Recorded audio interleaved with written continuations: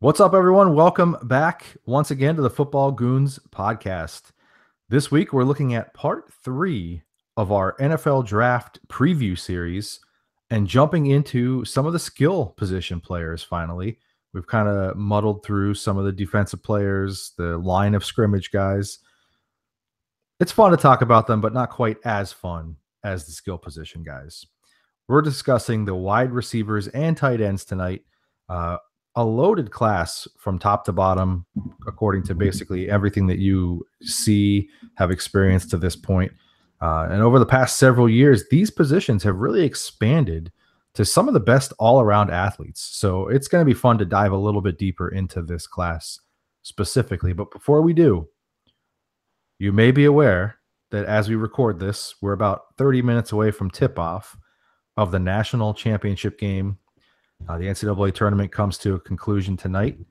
For those of you who participated in our Football Goons Challenge, it's coming down to the wire. We've got one of our listeners, Jim, is in first place right now. He picked Michigan to win, and then Miles and I are right on his heels. I obviously can't jump Miles because we both took Villanova. So how you feeling about the game tonight? I know Miles is a Nova fan. I can't lose. My two favorite programs in the NCAA are involved. So how are we feeling about it?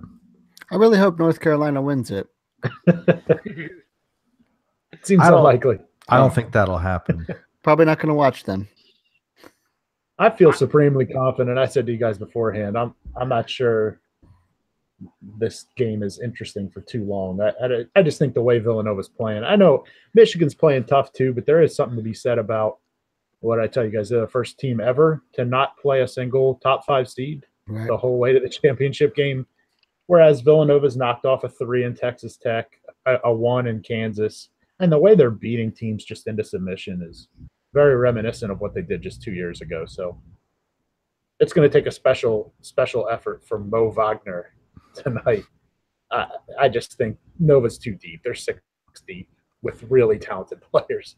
Yeah, I mean, I would agree, and I do think that I did pick Nova to win. I'm sticking with it at this point, but I'm a Michigan guy through and through, and I think it feels a little bit like this Eagles disrespect kind of stuff, and to an extent, because since really the end of the regular season, all that they've been told is, well, you can't beat Purdue, you can't beat Michigan State, you can't beat so and so, and all they've done is go ahead and beat those teams.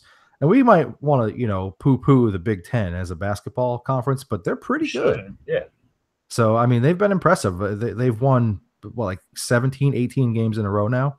Yep. You can't just throw that aside. So they've been feeding off that motivation for sure.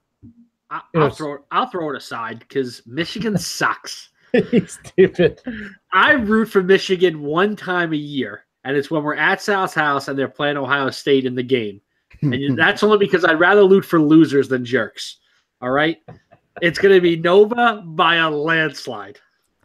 Yeah, what you guys don't realize is that he practiced this whole spiel in his car. I did, and I was hoping that South was going to talk about the national championship game tonight. And I was like, what am I going to say if South tries to bring up Michigan in our little pre-rant here? And first of all, your colors are maize. That's awful. Stop it. Knock it off. Go Nova. Listen, I think go Nova. Something strange about the Big Ten real quick. I wonder if it's ever happened or how many. I have done zero legwork, but Penn State won the NIT. I wonder if the same conference has ever won both tournaments.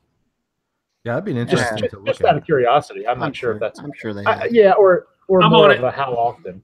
I'm on it. All right, so Rocco's going to be spacing out for the next hour researching that while the rest of us talk about pass catchers. And I'm going to move on because I want to keep it just on the basketball topic there with schools. I won't even mention how Notre Dame ducked out of the rivalry, or how they only win women's tournaments. We'll pass right by that and get into some football discussion here. All right, let's take a look at some of the stories around the league from this past week before we jump into our draft talk, as we like to do each and every week. The first one that, everybody's kind of talking about right now, and I think we really have to address the elephant in the room.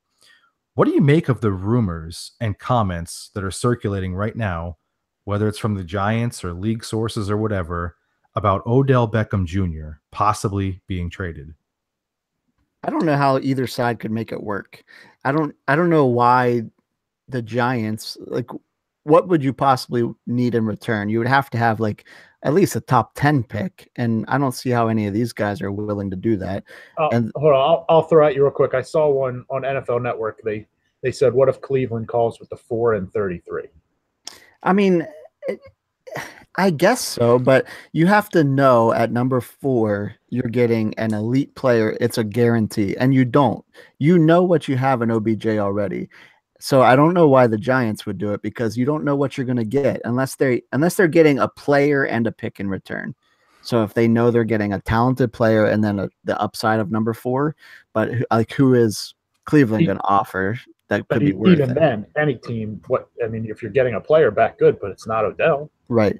But then also, I don't know why a team would do it, because you're going to give up a bounty for it and then not know if he's going to come play willingly, happy, what kind of attitude you're going to get, a disruption in the locker room. I just don't see how either side could make it work. Plus, you have to pay him a ton. Exactly. And that was another one of my points. You have to be in a pretty special position to have that much cap space and have, the capital to give away. So Cleveland, basically. Right. I mean, and I fully agree with you, where I don't get it from either side, but my reasons were even different, which to me screams that it really just doesn't work, because you just listed off several that make a lot of sense. But for me, if you're the Giants, I don't care what you're getting back. You're getting 50 cents on your dollar. He's a premier superstar player. The second best in the league. I mean, he's unbelievable. But then from the other team's perspective, you're getting a premier, unbelievable player. But tell me the last time the best player on a Super Bowl champion was a wide receiver. Right. Oh, wait. It's just not a premium position to win. It's great for fantasy, obviously, and it can absolutely help you win games. Antonio Brown's constantly in the playoffs. Julio Jones was in the Super Bowl 2 years ago. But when's the last time that a premier was it Jerry Rice? It's the last time maybe the Colts, I guess, with Marvin Harrison and Reggie Wayne. That's okay, great. That's 12 years ago. They still had Peyton. You just don't need the superstar receiver to win in this league. You don't. All right, real quick. First of all, 2006, Florida and South Carolina, and I only bring it up because South Carolina beat Michigan in the NIT. So that's for starters. I know you guys are saying it's not going to work. I think it has to. I think that means the Giants are going to wind up taking less than they really want. And I still think it'll be a king's ransom. I just don't think it'll be as high of a king's ransom as it really should be. What do you think it will be then? It's got to be like a. I predicted in my mock this week the Rams are going to give up 23 to the Giants, and maybe change. I mean, I'm not sure what else, but I think that's the best pick they're going to get. Yeah, wow. I think it'll be either a high end first round pick. It's going to be a team that thinks they were a receiver away from winning the Super Bowl. Honestly, the Rams very well may be.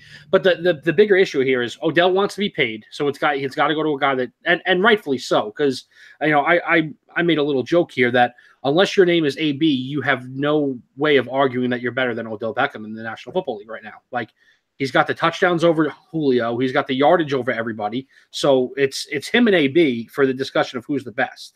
And honestly, if I hate to say it, but like if Odell was playing in Pittsburgh and Antonio was playing in New York, you probably see the same stats. Like, I think AB has a little bit on him, but because Ben throws him the ball much better than Eli throws it to Odell. But that's just my personal opinion on that topic.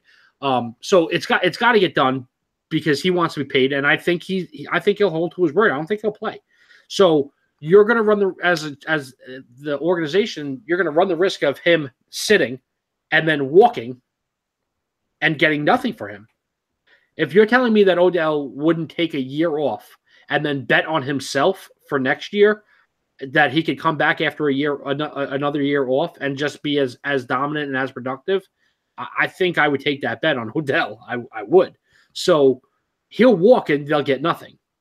That's just what it boils down to. So you take less because you risk getting nothing. We're headed for an ugly battle back and forth here with like all these, franchise tags, transition tags, all this stuff that they could pull out of their hat with him. And it's just going to be ugly. It's going to be kind of like a Lev Bell on steroids, because for as dramatic as that Steelers situation has been, we're talking about Beckham here, a guy who like made out with the kicking tee, did all this other weird stuff. Like, he's all about drama. For that reason, that's why I do think the Giants are more serious than they're leading on about moving him. Now, will they get what it takes? I don't know. There's rumors out there they're looking for 2 first-rounders at a minimum as a starting point. I mean, who can really do that other than Cleveland, or a team who's perennially going to pick later in the first round, who might be able to say, all right, listen, we're going to be a Final Four team this year anyway. We'll give you, one of our last 4 picks, and then next year's number 30 to get Beckham. I don't know. I'm just kind of throwing stuff at the wall to see what sticks, mostly because I predicted this not only like months ago, but like just a few weeks ago, actually. I predicted this, and it was more like a wild prediction thing. But you know what they say, where there's smoke, there's fire, and there is definitely smoke with this entire situation. And it's the one player in the league that you don't need any extra drama with. So I think there's really something to it. See, and the other thing that's telling is like the GM basically said that like, that they're not planning on moving him, but that no one's untouchable. There were guys who were untouchable. You know what I mean? So like that what that says to me is, yeah, we would move him. Like, you're not moving Tom Brady. You're not moving Carson Wentz. Those guys are untouchable. That you come out flat out and say it, we will not be moving, Carson Wentz ever. Done. They're not saying that. So real quickly here, let's move on to the second one here. Are the recent rule changes on, defining what a catch is, or trying to simplify what a catch is, or the updates to the targeting rule for defenseless players, or, offensive players, or people who are controlling the ball, are they going to do anything to change anything about your fandom? I'm just seeing so many people who are in an absolute uproar this past week, specifically about this targeting thing, but also about the catch rule. And I think it's a lot of people who are just salty that it's happening now as opposed to like 4 years ago. Yeah. But does it do anything to change your fandom at all? It's a ton of Cowboys fans complaining because you know what? It Des still dropped it. No, it honestly, it doesn't change my fandom at all. Like, listen, they're going to try and simplify the catch rule. They went away with the whole going to the ground thing, which is all I can ask for. I did hear one analyst say that this is going to increase fumbles. I kind of like snickered at it, and I was like, well, it won't, because the ground still can't cause a fumble. Like, that's the whole point of changing this rule. So, like, you take out the verbiage of, going to the ground. You just make it more clear. I love the fact that they're going to try and make it so that, like, you come down with 2 feet in the ball in the end zone, regardless of what happens. The play's over at that point, just like if you were running back and that were to happen, But so that doesn't really change anything for me. The targeting thing, I think, can get iffy. It doesn't matter to me. Like, unless they just change this to touch football. Football will always be my favorite sport, and I will always tune in on Sundays and Mondays and Thursdays and the occasional Saturday. Like, it didn't change how much I love college football when they started ejecting players. You know what I mean? So, like, why would it change my NFL feel, which I love more than college? Just imagine, though, like, because that's my fear. I'm afraid they're heading toward more of that college flavor where it's really going to be a referee's judgment. And even, like, was it conclusive to overturn on a replay or whatever, where we're going to get a playoff game where, like, a key player for a team is going to get ejected for targeting. You know what I mean? Like, I don't want to see that. That's the only thing that I'll preface the entire conversation with. I just don't want to see guys getting ejected. If you want to figure out some kind of a penalty or a way to, have it reviewable and see if it qualifies as a penalty, whatever. But I just don't want to see it like the NCAA where it's borderline questionable and the most important player on a defense just got ejected. No, and I understand that too. And, like, I guess I'll say, like, obviously the blatant stuff is, I think, what they're trying to to cut back on. I mean, they're trying to cut back on all of it, but the egregious ones are the ones that they're talking about here, the Vontaze Burficts of the world, and trying to cut back on that kind of stuff, because that is really where the bigger issue lies. Is that the game is already unsafe, so we're not going to allow you to make it more unsafe with cheap shots. If it goes to the college rule where it's like, well, did he lower his head? Did he lower his head? The only thing I have a problem with that is that, like, these kind of things are happening at 1,000 miles an hour, and you're going to see those types of things happen where, like, it's not intentional yet helmets hit. That's where I think they need to use good discretion to try and come up with a solution. Yeah. Well, for the sake of time, we're going to move on and get into our NFL draft talk here. Talk about some wide receivers to start. I know that we're going to have a lot to say about some of these guys, so we want to give it as much time as we can. One of the glaring things about this wide receiver draft class is really the difference of opinion at the top of the class. I think everybody is pretty close on Calvin Ridley as being the best or one of the best at the top. But after that, it really kind of is up for discussion.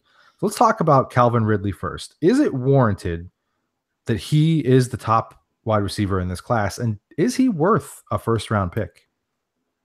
I think, I've come kind of full circle on Calvin Ridley, where when he was a freshman, I know for a fact that I sent messages at least to Rocco, maybe to the whole group, where I'm like, this Ridley kid, I got to have him. And then, I kind of soured on him this past year because I just felt like if you had that kind of initial talent and then I'm not excited about you anymore as a junior, something bad happened. And then the more I'm studying him and the more I'm looking at this, I'm back to him being clearly number one because Jalen Hurts is terrible. Yeah. And that's the only reason that Calvin Ridley didn't destroy the SEC. The sheer number of times when you watch any kind of Alabama tape back now that he's wide open and Jalen Hurts tucks it and runs is ridiculous. So, the talent's there. He knows how to get open. He's got a slighter frame, but as I'm going to talk about in a little bit, that no longer matters in the NFL. It really doesn't. So I'm back to him definitely being the top receiver here, and that's in spite of the fact that I like quite a few of these guys. But I am kind of starting to be sold on. I'm not entirely sure any of these guys go in the first round. Yeah, I mean, that's kind of – I'll get it right out of the gate here. I don't have any – I think this is one of the most depressing wide receiver classes as a whole in a long time. And only because I don't think there's that elite talent at the top. I just don't. Slam dunk. No, and I feel like, in years past, we've at least had the slam dunk, and I just don't feel like it's there. So there's a lot of questions and a lot of guys who are going to be really good contributors on teams as middle round guys for years to come. But I don't think there's any franchise altering talent in this wide receiver. How much do you think that kind of ties back into last year's draft? That's exactly what I was going to ask. Yeah, I mean, so not to step on toes, but like you're looking at, we were discussing last year, and we're high on these guys ish, but there was no slam dunk last year either. No. Each one of those guys had questions, and they still went 5th, 7th, and 9th overall, if I remember correctly, with Davis, Williams, and Ross. And then Ross had no catches. Corey Davis didn't score until the wild card game, and Mike Williams was hurt all year, so absolutely no dividends to speak of for whatever reason. And I think teams are saying, hey, I don't want to punish Christian Kirk and Sutton and Calvin Ridley for that, but we just saw how no slam dunk led to a wasted pick in the first round. Yeah. Well, I think that we will see first round wide receivers almost because it's like none of these guys are worth reaching for, so they can fall to where they should. You know what I mean? Like no one's going to be rushing, in the top 10 to draft a wide receiver. So therefore the guys, I'll give you a prime example. If Calvin Ridley makes it to the Cowboys, that's a really enticing pick. That's a good pick. And it's where he should be drafted.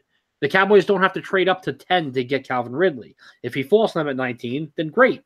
But I think that's where this class lives in. There's no superstars, but there's a ton of really good contributors, even probably 6 or 7 deep, as we're all going to talk about some of the guys that we like, coming up. I don't think any of them are Julio Jones, but I think a lot of them can be, that middle of the pack, especially fantasy relevant wide receiver. They might not be my definition of a true number one, to go back to that conversation, but no, but they could be extremely productive. I'm head over heels for guys like Courtland Sutton in that regard.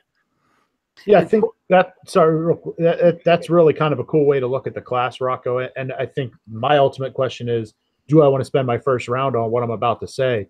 We'll just keep it with Atlanta. There's no Julio Jones here, at least on the surface. Who knows what they turn into? But there's 15 Mohamed Sanus.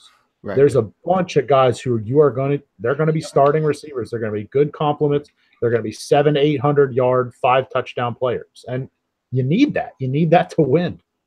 Yeah, that's nearly exactly what I said in my last sentence of our article, which we post every week, every Thursday on footballgoons.com. If you want to check those out, you should.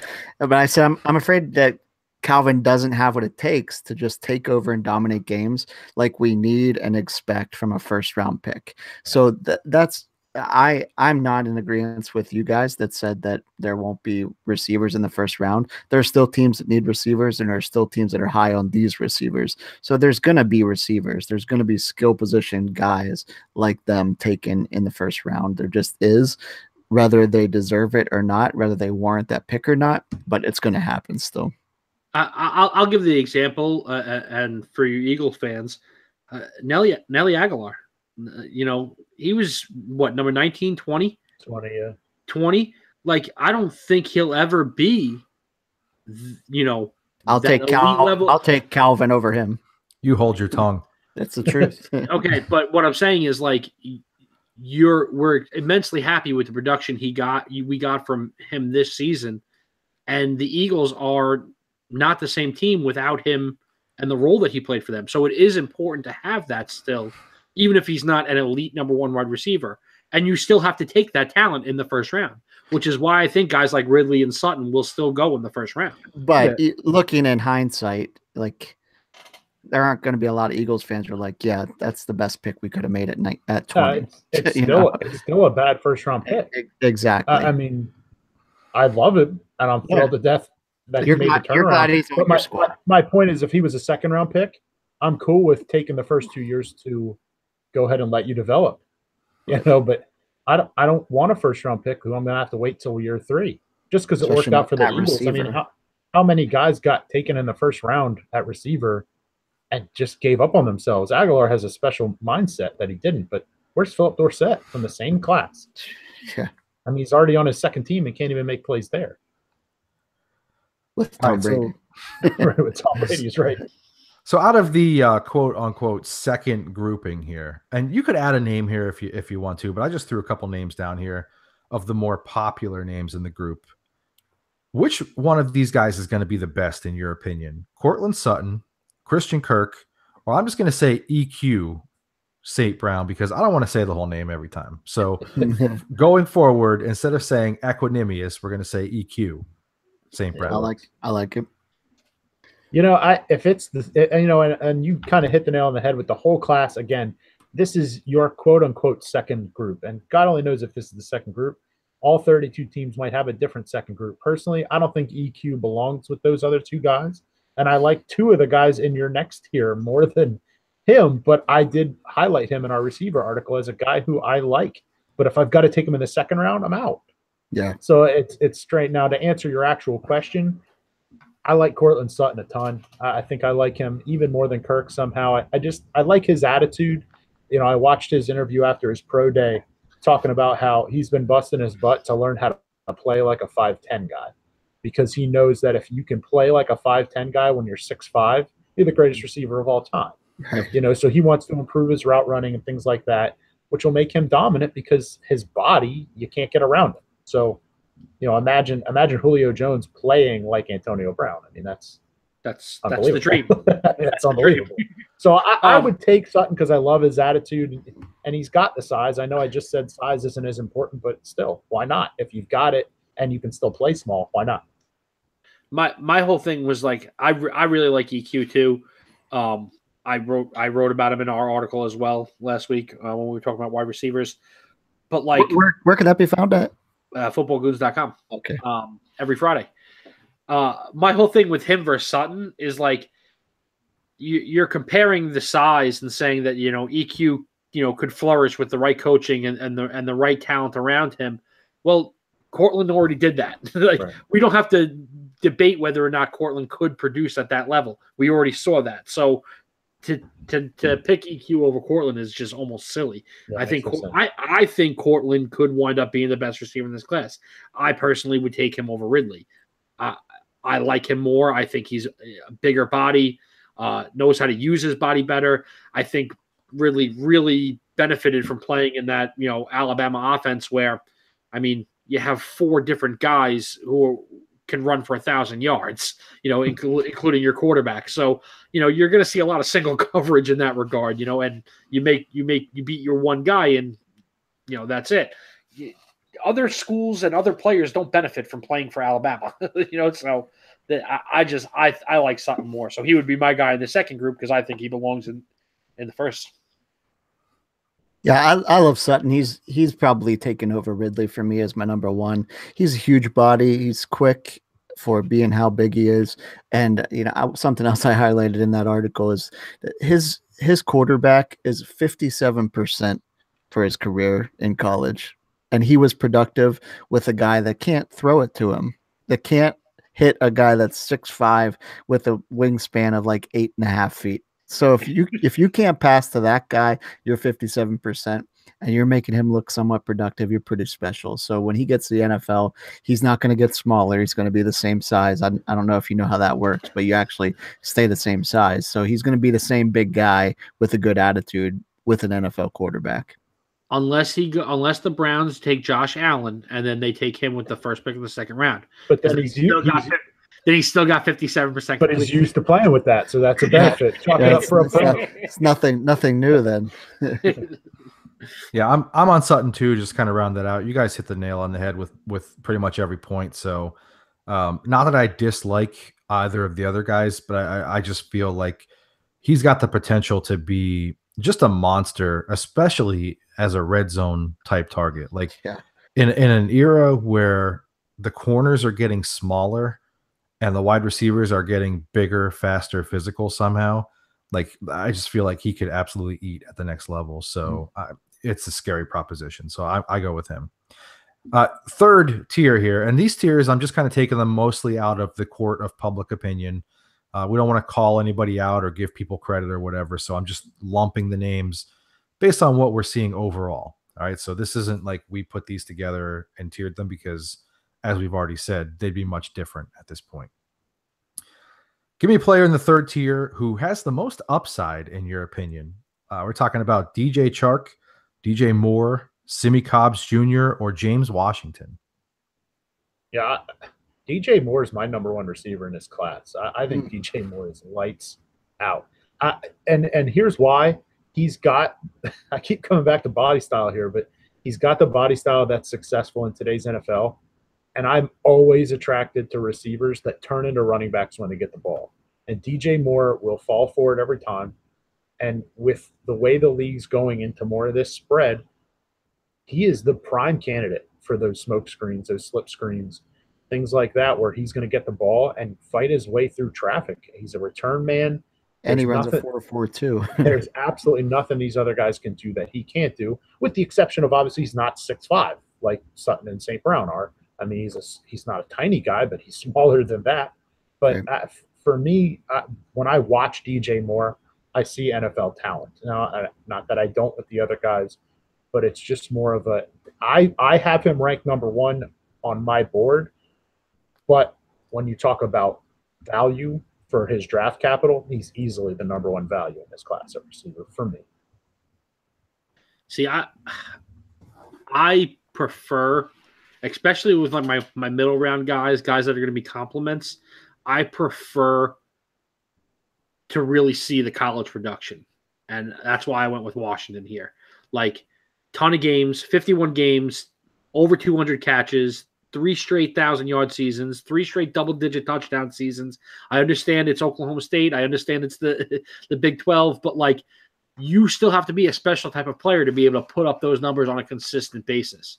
So for me, when I'm looking at those guys in the middle of the pack, I would rather see the consistency than the 4.2 at the combine like Shark, or the quote unquote potential of more, which is obviously there, and I'm not discrediting that, but like I already know that Washington can be that productive receiver as a complement to a number one. You know what I mean? Yeah. Like I don't know that we're going to see that from the other guys. I think my issue with Washington, again, we'll keep coming back to the article, which can be found on footballgoons.com, but I mentioned this on James Washington as the guy I'm not crazy about, because he is a slower John Brown to me. The game he plays is John Brown's game. It's wide open. He loves the fly route. My issue, and you glossed over these things, but he plays in the Big 12, which has 0 competent defenders. He plays at Oklahoma State, which is year in and year out, wide open numbers. And on top of that, he has Mason Rudolph as his quarterback, who's an NFL caliber guy. So, of course, his numbers are going to go up. But I'm worried about the learning curve he needs. He's not going to be a deep threat in the league. He's not fast enough to be Deshaun Jackson or to be these other guys. And he doesn't have the length of a Marvin Jones to get it done. His physical talent doesn't fit what the school asked him to do at the NFL level for me. And that's why I'm not – like if he played the same game as DJ Moore, I think he'd be just fine. But that's not his game. Now, can he learn it? Sure, maybe. And in which case, that's great, because then he can break a big play. But I feel like both Washington and Moore to me scream I should be Jarvis Landry, I should be Golden Tate. And that's not at all James Washington's game. He plays like Deshaun Jackson, John Ross, Tyreek Hill, and he doesn't have the speed to do it. Well, you say he doesn't have the speed, and I understand like he ran slower in the 40, but like you and I are both a big believer, and sometimes guys are just faster with pads on than they are. You know what I mean? Like there's a reason why he averages 19 yards a catch, and it's not just because, well, the Big 12 sucks. Well, yeah, they do on defense, and I get that, but like there's still defenders and corners that are running, 4.4s and sub 4.4s that are going to play in the NFL. And he's still running by those guys. So I don't care that he doesn't run a 4.42 within track shoes and spandex at the combine. Like, what do you do on an – like, we talk about this all the time, Miles. What do you do on an NFL field? Like, that has to matter at some point. And that's what I'm not – listen, by no means am I calling James Washington trash. Like, yeah, I think he might have a real great career. I want to see if what he did in the Big 12 can translate to the league. I want to see it. And when I watch him, I don't see it. But hey, prove me wrong. Fine. I mean, I have nothing against the guy. No, prove I know. me wrong. I'm going with Simi Cobbs Jr. in this group. I'm just going to butt in here. That's your boy. That's my guy. Look, the tape does not lie. Okay, it's Indiana. They're not a world beater of a program. They're usually, just getting dominated and not having a whole lot of time to throw the ball and not having the most high-profile quarterbacks either. So for a guy to be as productive as Cobbs has been in that program against some of the talent that he's played, you put on the tape and over the past 2 games, watch him just manhandle the Ohio State secondary with names like Denzel Ward, Marshawn Lattimore, Garyon Conley, like just make them look awful trying to cover him. And this isn't a guy who like is just going to be a burner. He's not the most extremely physical guy, but he'll win every 50-50 ball. He's definitely a red zone threat. He runs great routes. He's disciplined in his routes. He doesn't get sloppy. He's got a high motor. All the things that you could just say about things that you want to see from a guy on a football field are what you get with Cobbs. And to me, when you put him with a true NFL caliber quarterback, he's going to be a dangerous guy. And he's not going to be a guy that anybody's looking at to step in right away and be a superstar. So that only benefits him even more, in my opinion. I also picked DJ Moore. I think that he just looks outstanding on tape. I remember back in October, I think, when they played Northwestern, just watching the highlights of that when he went off for 12 receptions, 210 yards, and 2 touchdowns.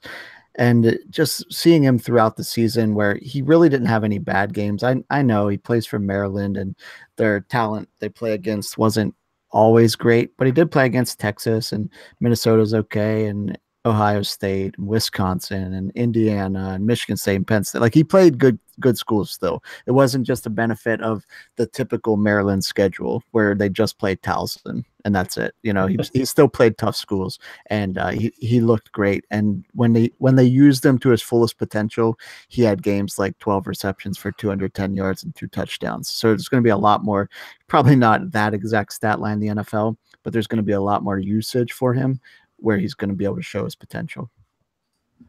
Yeah. All right, so before you go to the last one, I just want to say I think it's crazy that in the last 2 questions we completely glossed over Christian Kirk and DJ Chark, who are both excellent players. Yeah.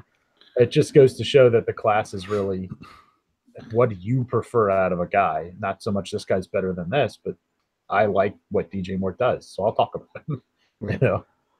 Yeah, not to dismiss them as bad players or anything, but if you go to footballgoons.com and check out our wide receiver stock watch article, you'll notice that Rocco and I both were a little down on DJ Chark. So, Yep.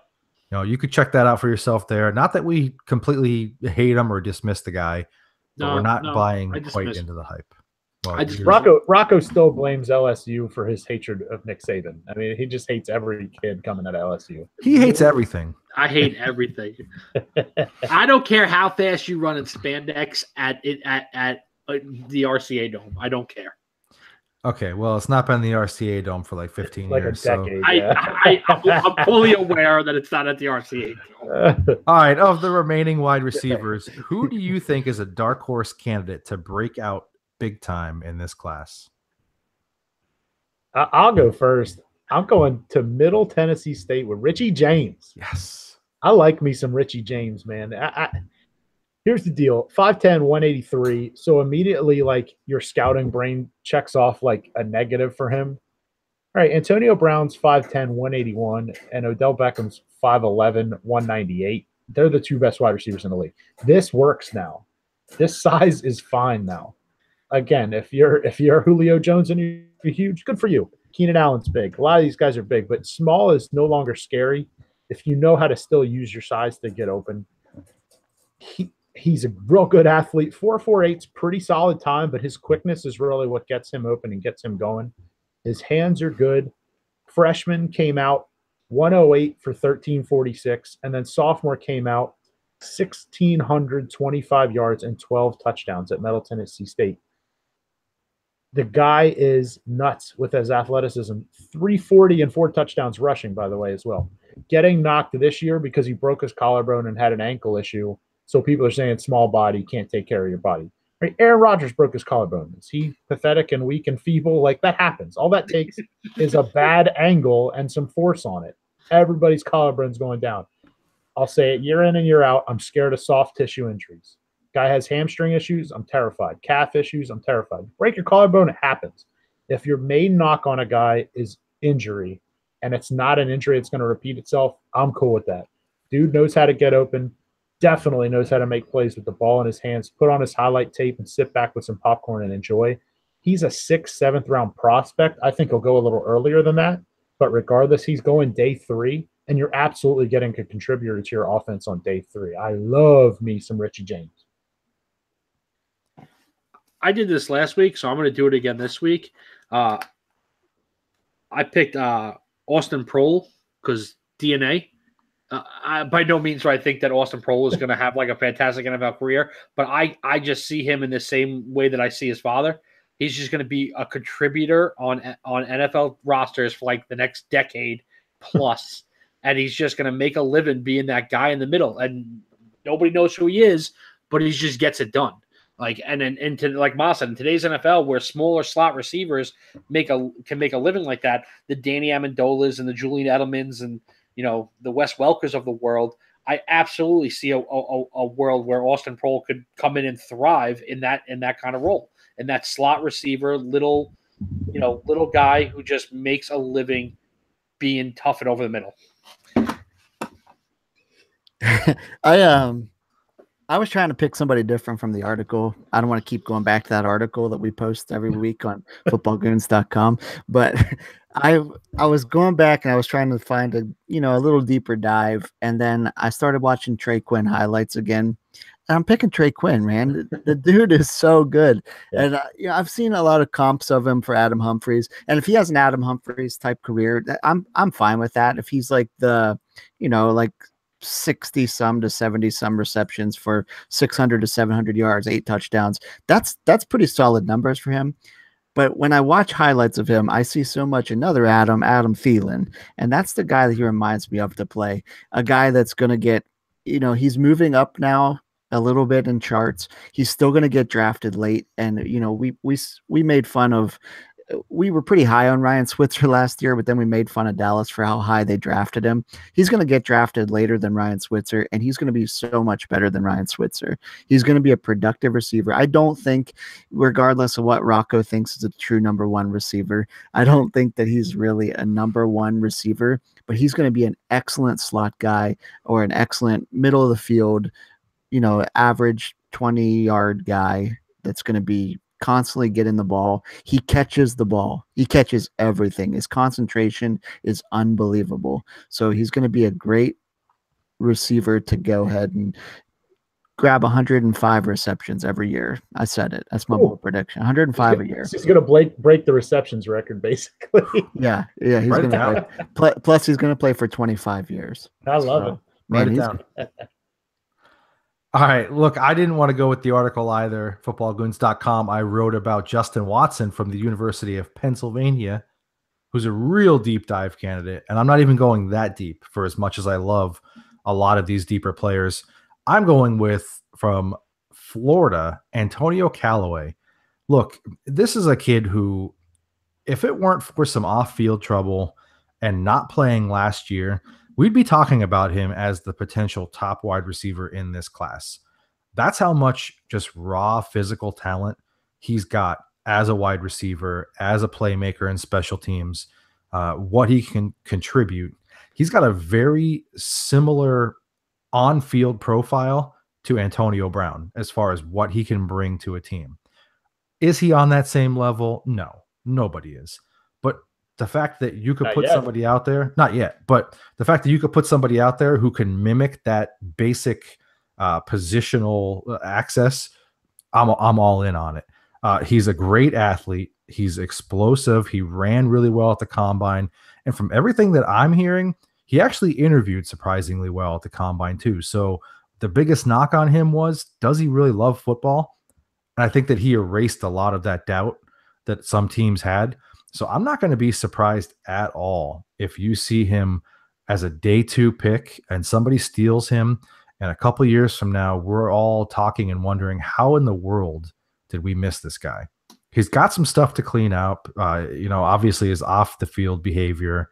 Can he be more consistent, when he's hitting the playbook and understanding, breaking down game film and not just relying on pure athleticism and being a little sloppy at times on the field. But I think that having the right coaching is going to do that for him over the next couple of years. And this guy could be the absolute steal of this draft. All right, let's take a pause here and talk about our friends at Gorb. For those of you that don't know about Gorb, I'm not sure. You must not be on social media at all, because Gorb has taken over social media. It's like the social media movement of the last calendar year at this point. And all that you're seeing constantly is people who are reminding you that in life, you've got 2 choices. You can either get hungry or you can be hungry. And getting hungry is about finding out what is your passion, what you want to drive for, what you want to get after, and just going after it 100%. Being hungry, on the flip side, is sitting back and wondering, man, why didn't I ever just go for it?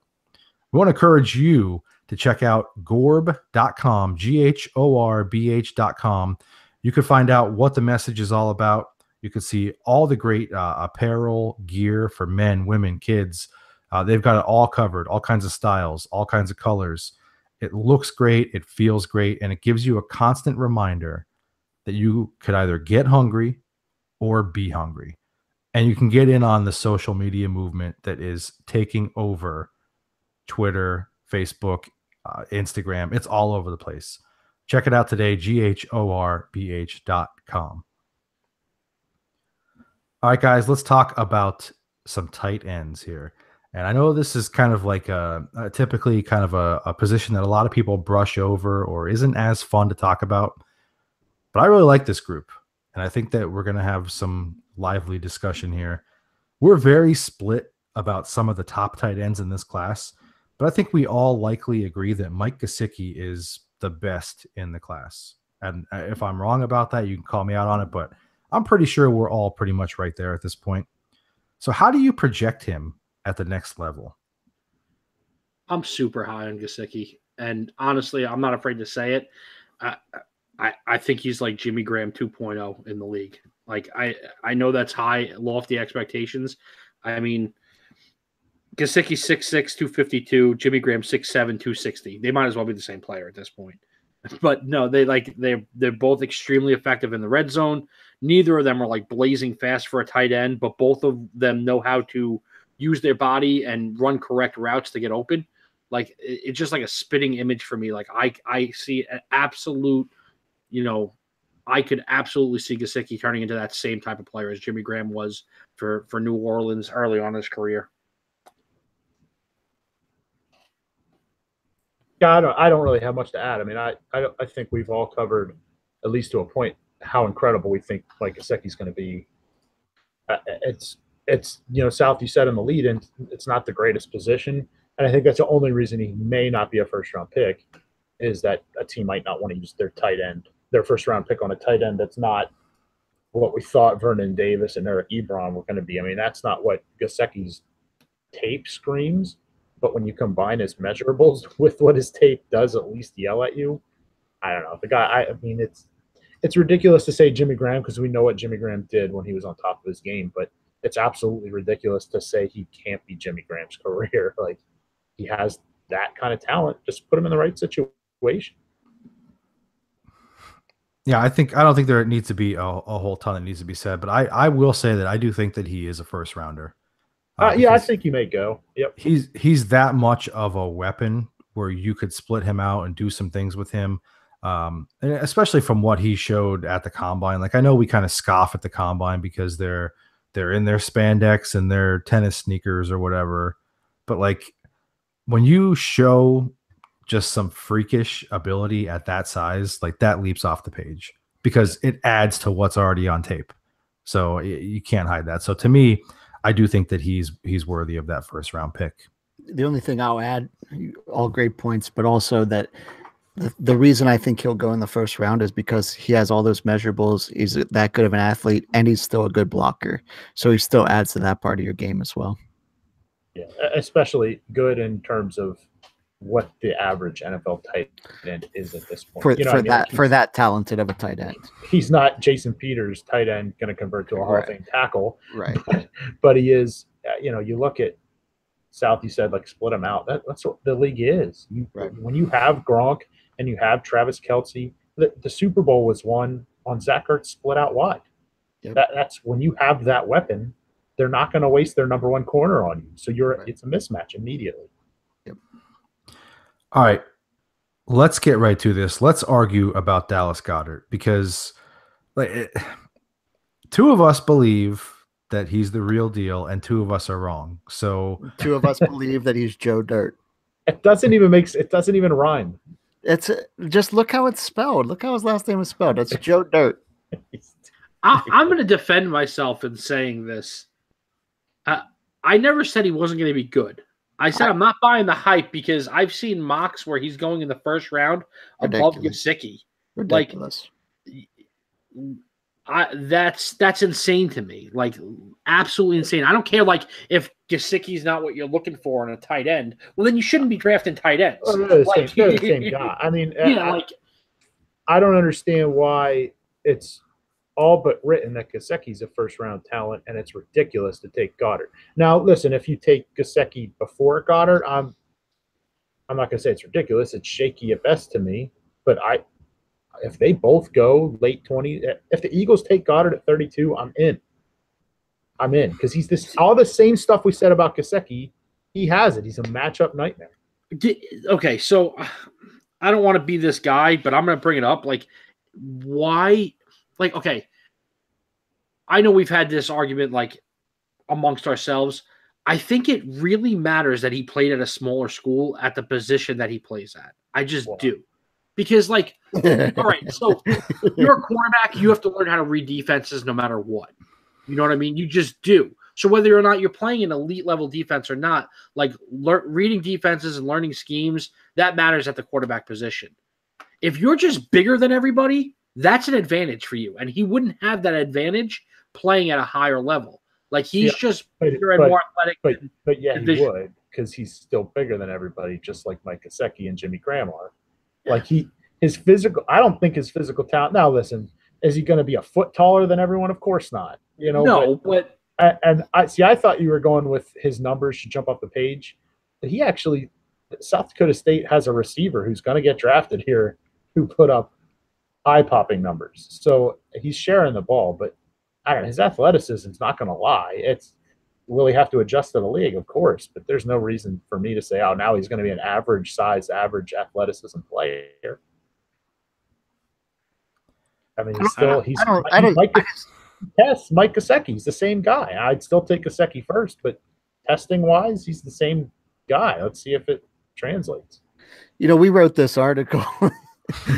I just think that it's Adam Shaheen all over again, and you're excited about him again, so that makes it scream even louder to me. I did love me some. I'm not giving up on Adam Shaheen. I won't do it. Adam Shaheen sucks.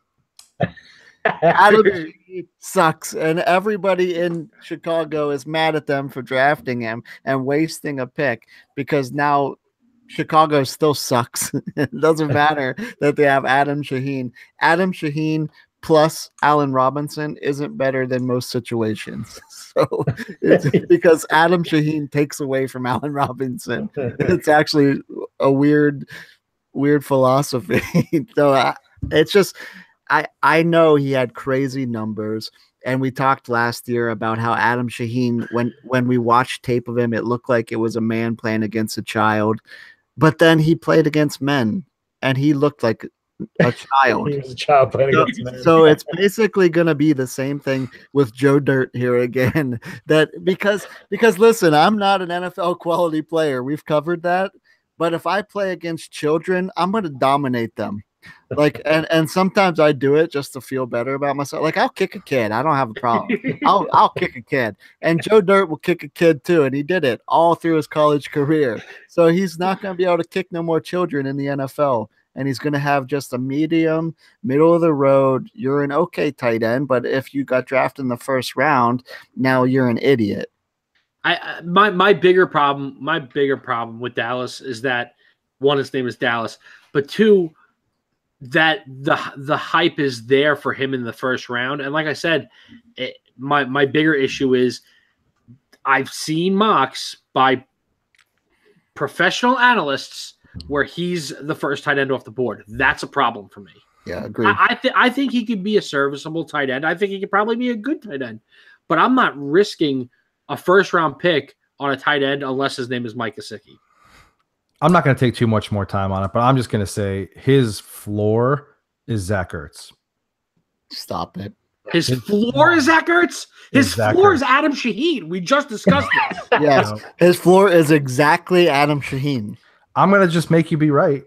And a year from now, when we're talking about, the next class of tight ends, you're going to be like, wow, you made us be right about Dallas. Like, no, next year I'm going to be saying this idiot is screaming Joe Dirt to me again. Some you guy idiot through the runs. Some guy from southeastern Missouri State's going to come out. Yeah, and you guys are going to be so excited about this guy. You see this tight end Bobby Boucher from SCLSU?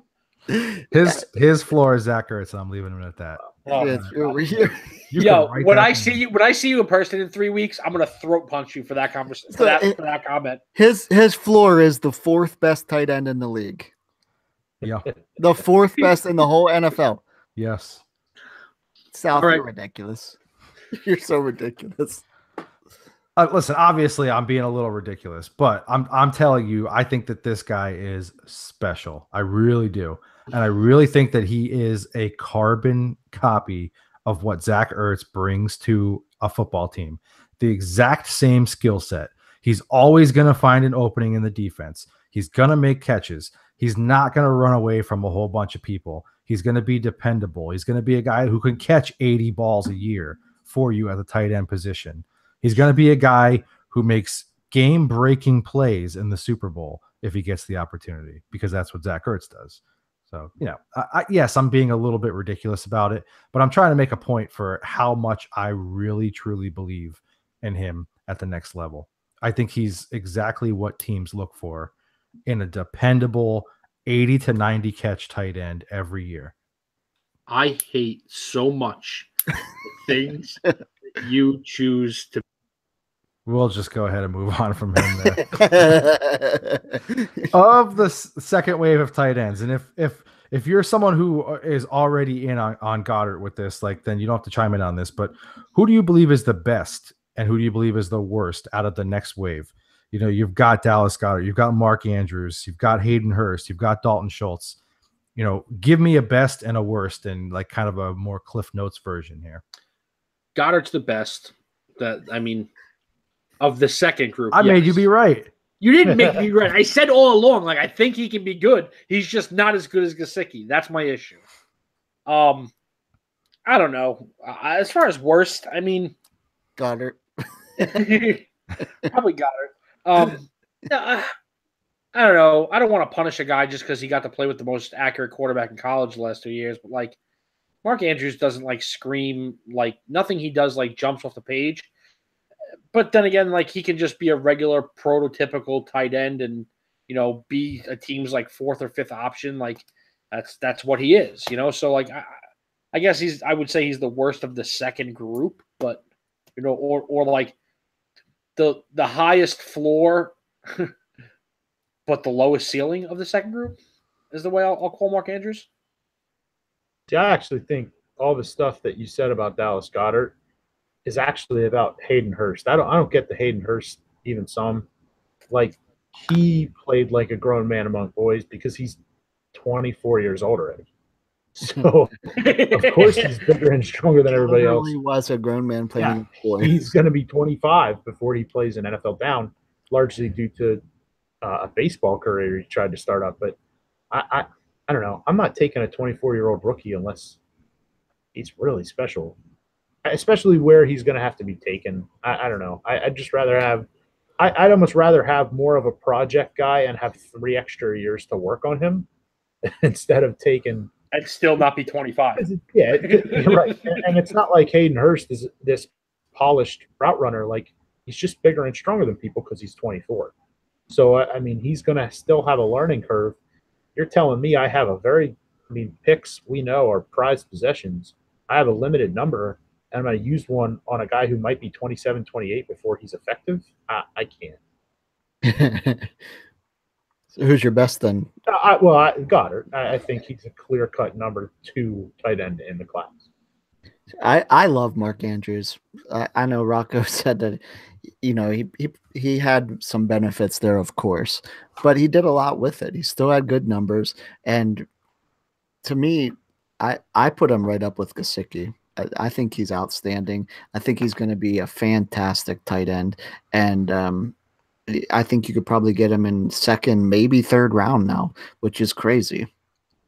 I'll agree with you to an extent. Like, he's my least favorite in this group. I think that he's talented enough that you can split him out and create mismatches with him. He can do the dirty work in the middle. He's got good size there. But in every other aspect of the game, he just feels like a super lazy player to me. Like, he doesn't care about blocking. If he's not a part of the play, like, he's the guy that when you play flag, like, he whispers over to the guy on the other side, dude, I'm really tired. Let's take this play off. Like, he's that guy for Oklahoma to me. Like, he's a sandbagger. He's a sandbagger. That's why you love him. We don't talk bad. We don't talk bad about that. That's why Deal loves him. He's a sandbagger. Yeah, you know what his floor is, South? Sandbagging? His floor is a healthy Gronkowski. That's his absolute floor. Oh boy. Well, that's like finding a unicorn. So that's why you're he's saying a healthy freaking Gronkowski. unicorn. All right, give me a tight end that fewer people are discussing right now, but you believe is going to be a success in the NFL. Yeah, So, go ahead, boss. Well, we're going to say the same thing. I'm not going to do 7th round deep dives to tight end. I'm just not. So I'm going to stick with the footballgoons.com article where Rocco and I agreed that Durham Smythe is definitely an underrated player. I think the reason he's getting knocked is he's not that prototypical today's tight end. He's the prototypical 1985 through 2000 tight end. In a The sense tight end of yesteryear. Yeah, I mean, he's a better blocker than he is a receiver. There's absolutely a place for that. And on top of that, that's not a knock on what he is as a receiver. His hands are as good as anyone's. He just has Brandon Wimbush at quarterback. So there are very few passes in his 2-car garage catch radius. And the coaching situation, Notre Dame's just a mess. So to be a skill player in Notre Dame is not a good thing for you. But when you watch him and try to remove him from what the team is doing, I think Durham Smythe sticks out as a nice, solid day 3 steal for a team. And my closing line on my argument on the article was, yeah, great for what he does for the passing game, but he improves your run game immensely because you have a 6th offensive lineman out there without having to have a 6th offensive lineman report eligible. So I like Smythe for what he's going to be. I'll add that, like, and I put this in our article as well at footballgoods.com. We have this is more plugs than any 1,800-word article has ever gotten, and we've done it all in 45 minutes. Yep. No, I this is gonna sound silly, but like I feel like Notre Dame does a really good job of preparing tight ends for the next level. Like they have. I put it down. They had like 7 consecutive tight ends make the league, 4 of which are still playing, 3 of which are contributing at a high basis, and the other one is like a better blocker than he is a pass catcher, but he's still actively involved in the league. Like, and I look at Smythe like that. I don't think he's going to be Rob Gronkowski at all. I don't even think he's going to be Tyler Eifert, but he can be a prototypical pass catching tight end who's great at blocking and just makes a 10-year career as just a very good role playing tight end. It's later years Brent Selleck too. I mean, you can still play. We need you. Yeah, exactly. It's just we live in the fantasy football universe, which I obviously love, but that's the reason a guy like Durham Smythe is low valued among scouts like us. You know what I mean? Who am I going to draft? I'm never going to own Durham Smythe on a fantasy team. I hope, or else I'm in some trouble at tight end. But you need him in the NFL. Yeah, I'm going with Troy Fumagalli from Wisconsin. It might just be the fact that I've watched him play the past couple years and seen a lot of them, but he's not the kind of player who jumps off the page at you as like a great athlete or, exceptional skill set or anything, but he just does all the little things that seem to keep so many tight ends around the league for such a long time. He runs good routes. He's physical in the middle of the field. He catches the ball, basically if it's even close to him at all, he's going to catch it. And he does it with 9 fingers because he was born with 9 fingers thanks to a birth defect. So I don't think you can use that as a benefit here. No, well, I'm just saying it's impressive, that you could overcome that and be as consistent as a tight end as he is. Look, like the knock on him is like he doesn't jump off the page as a special athlete, but he's a grinder. He's a guy who's going to catch like 60 balls for you if you need him to do that in your offense. He's a guy who's just going to be an exceptional blocker in the run game. When has Wisconsin not had great, run blocking tight ends? So he's going to be kind of a do-it-all guy at the next level. He's not going to be Gronk or Jimmy Graham or Zach Ertz or any of these guys near the top, but he's going to be a 10-year guy who just grinds it out for you every single year. And to me, there's not enough of those guys left anymore. It's kind of a dying breed at the position. Yeah, it's kind of going with what we said about Smythe, and I'm sure Deal will, whoever you're about to talk about, that's the type of guy that, again, you need. Like, if you're going to tell me a guy's going to have a 10-year career, I love that in the mid to late rounds. Like, that's Right. what I'm drafting. I'm not drafting all pros. If you hit an all pro in the 6th round like Antonio Brown, well, good for you. Right. You talk about it forever. You talk about Tom Brady 6th round forever. That's never a 6th round expectation. I want you to make my team and make my team better. And if it's for a decade, I crush that pick. Yeah. Yeah, I actually picked Fumagalli too, and for all the same reasons you said, I also, I basically just said that he's consistent, and he's the guy that's going to be an excellent second tight end. He's a good blocker. He's going to be an excellent second tight end when teams decide to use that 2 tight end package, where he's not going to be the typical guys, the Olsens, the Kelseys, the Gronks that are going to dominate games, but he is going to be a guy that can sneak in and have like 6 receptions for 68 yards and a touchdown. Those type of stats every once in a while, but he's going to be productive all the time, at least to some extent. Plus, we get to call him 9 figures from Magali from now on. Yeah. I mean, you're going to be the only one that does that. And now because you brought it up, you will obnoxiously do it for the rest of our lives. Yep. And every time we'll just give you that, like, oh, yeah. The only thing I've gotten from this podcast is that I've never said this before about a prospect, even in my head.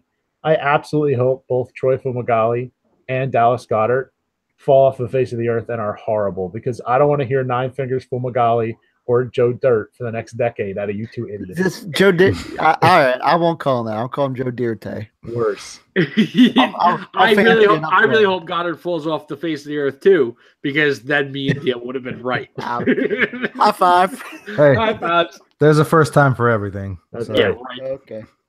All right, guys. Listen, that's it for us for this week. I'm going to preemptively warn you that I'm going to give you another shout out for footballgoons.com. All kinds of great stuff there going on all the way through the draft. Every Thursday, we've got an updated mock draft. Every Friday, we've got a different position where we're breaking it down with guys that we buy into, guys that we don't, and guys that are underrated. So you're getting, a variety of different draft content at the end of every single week. It's all good stuff. It's all 100% free. There's no ads all over the page. There's no teasers about how you have to subscribe to get the next 6 picks or anything like that. It's all free. It's all easily accessible, and it's all there for you guys, footballgoons.com. Check us out on facebook.com/footballgoons, and on the Twitter, we are at footballgoons. Those are the 2 ways that you can keep up with us on social media. And of course, here on our YouTube channel, comment on the videos, like, subscribe. We will get back to you guys as soon as we see those comments and give you shout outs during the show if you leave good stuff as well. I'm also going to give a warning. We're talking running backs next week. The show might go 2.5 hours. So buckle up and get ready, because we love this running back class. So get your questions, your comments in early for us to answer on next week's show. And we'll catch you guys next time.